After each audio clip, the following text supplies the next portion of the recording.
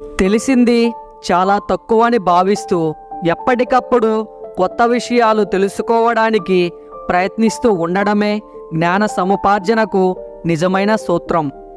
సాధించాలనే తపన మన సామర్థ్య లోపాలను, బలహీనతలను అధిగమించేలా చేస్తుంది.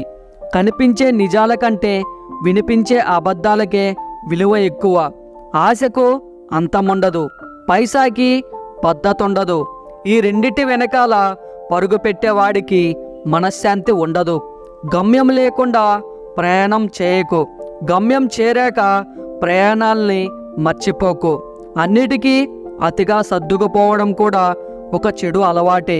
మనసు స్థిమితంగా లేకపోతే గడియారం శబ్దం కూడా నిన్ను నిద్రపోనివ్వదు.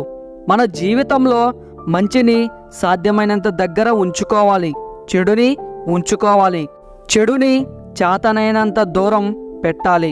మనశ్శాంతి లేకపోతే ఎంత సంపద ఉన్నా సంతోషం అనేది ఎప్పటికీ ఉండదు. చేతిలోని గీతల్ని నమ్మకండి, ఎందుకంటే చేతులు లేని వారికి కూడా భవిష్యత్తు ఉంటుంది.